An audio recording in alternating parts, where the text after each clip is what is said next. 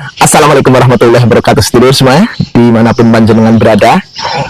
Jumpa lagi dengan Carita Budaya, sebuah channel yang membahas tentang kebudayaan, baik itu sejarah, legenda, mitos, dan lain sebagainya. Pokoknya sesuatu yang ada kaitannya dengan kebudayaan saya kupas di channel saya ini, sedulur. Baiklah, untuk video kali ini saya akan bercerita dan menguak misteri tentang pembuatan Candi Prambanan, yang mana menurut dongeng sebelum tidur dari orang tua kita dulu kepada kita agar kita tertidur, Candi Prambanan itu dibangun oleh sekumpulan jin yang diketuai oleh jin yang bernama Bondowoso. Mereka ini membantu Joko Bandung untuk meraih keinginannya mempersunting Roro Jonggrang. Tapi apakah cerita ini benar? Kalau menurut saya tidak, sedulur. Bondowoso itu punya arti, nanti akan saya artikan di akhir video. Sebelumnya saya akan bercerita tentang sejarah pembangunan Candi Prambanan. Candi Prambanan pertama kali ditemukan oleh C. Elons, seorang surveyor Belanda yang diperintah untuk mensurvei keberadaan benda-benda purbakala di tanah Jawa. Dan C. Elons ini diperintah oleh Sir Stamford Raffles, Sir Thomas Stamford Raffles. Thomas Stamford Raffles adalah seorang gubernur jenderal yang ditugaskan oleh pemerintah kerajaan Belanda untuk menjaga kestabilan wilayah Hindia Belanda, yakni Pulau Jawa.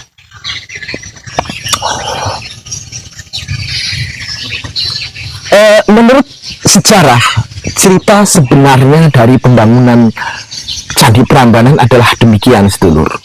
Candi Prambanan itu dibangun di era Wangsa Sanjaya atau dinasti Sanjaya pada abad ke-7.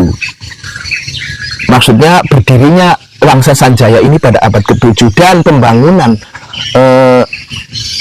Candi Prambanan itu terjadi pada abad ke-8 Masehi.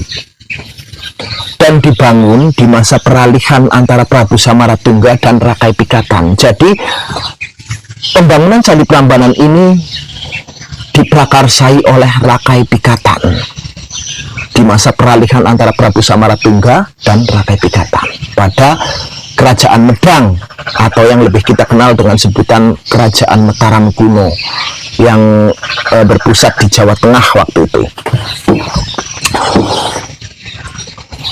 Pembangunan Candi Prambanan ini juga untuk menyaingi saingan utama dari Wangsa Sanjaya, yakni Wangsa Syailendra, yang mana Wangsa Syailendra ini sudah membangun Candi Borobudur, candi yang super megah, candi yang dipersembahkan untuk Sang Buddha. Maka Candi Prambanan ini juga dipersembahkan untuk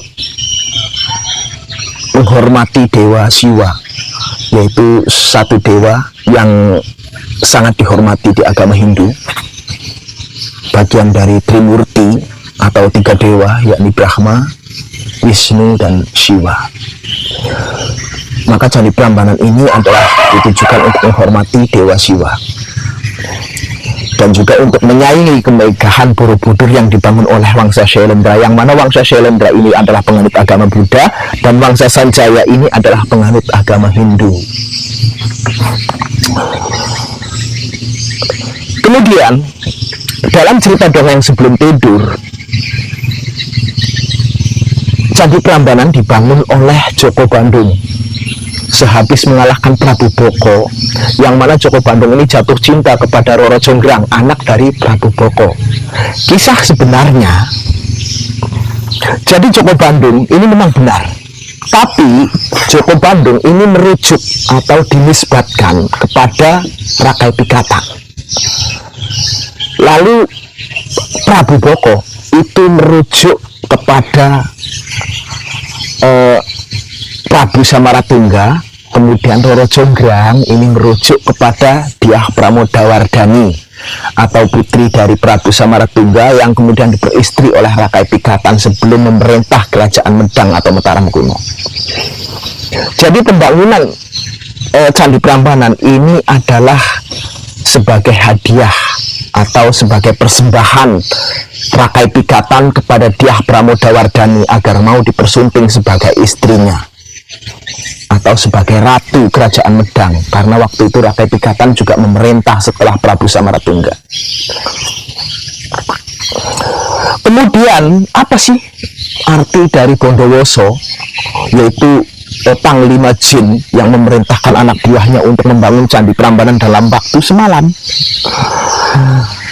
Bondowoso ini merujuk kepada sebuah sanepan, yang mana orang Jawa ini selalu menggunakan sanepan atau sanepo untuk bercerita kepada anak-anaknya sebelum mereka tertidur, atau cerita untuk menidurkan anak atau dongeng sebelum tidur. Ini hanyalah sebuah sanepan, sedulur.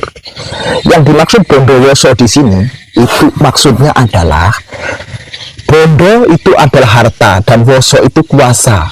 Jadi Bondowoso itu adalah harta iku kuasa, atau dengan harta apapun yang kita tuju, apapun yang kita inginkan itu bisa terlaksana. Karena banda itu memang kuasa, atau harta itu mampu untuk mewujudkan apapun. Jadi yang dimaksud Bondowoso itu adalah itu, sedulur. Bondo iku kuwoso.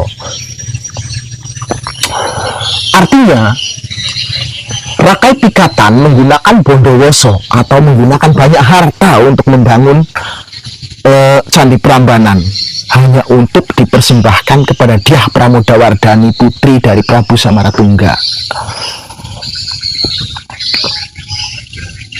untuk dijadikan sebagai istri dari Rakai Pikatan ini sebelum memerintah kerajaan Medang setelah era Prabu Samaratungga.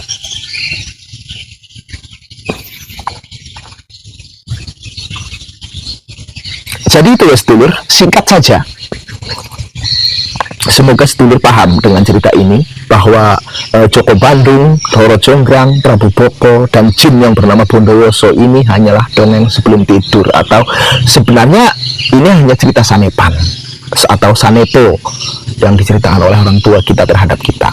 Cerita sebenarnya ya seperti tadi, bahwa pembangunan Candi Prambanan itu dibangun pada era Wangsa Sanjaya atau kerajaan Mataram kuno yang didominasi oleh agama Hindu untuk menyaingi saingannya, yakni Wangsa Shailendra yang didominasi oleh agama Buddha, yang mana Wangsa Shailendra ini sudah membangun Borobudur yang begitu megah. Maka Wangsa Sanjaya sebagai penganut agama Hindu tidak mau kalah. Jadi Rakai Pikatan ini tidak mau kalah. Dia kemudian mendirikan sebuah candi yang bernama Prambanan dengan mengorbankan harta yang sangat banyak. Maka dikenal dengan sebutan Bondowoso atau Bondo iku kuwoso. Jadi dengan harta kita mampu mewujudkan apapun yang kita inginkan. Baiklah sedulur, jika memang ada yang kontra dengan penjelasan saya, silahkan panjenengan utarakan di komen di bawah video saya ini. Insya Allah akan saya jawab tentunya sesuai dengan kemampuan saya, sedulur ya. Ataupun mungkin sekedar aplaus, silahkan panjenengan komen di bawah.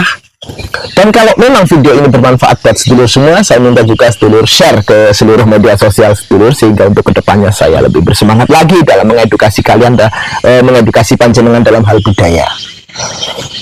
Terakhir saya doakan buat sedulurku semua, semoga panjenengan diberkahi kehidupan yang manfaat, barokah, selamat dunia akhirat, diberikan anak yang soleh dan solehah, kemudian diberi kecukupan dalam rezeki sehingga panjenengan bisa berbakti kepada lingkungan, kepada bangsa, kepada negara,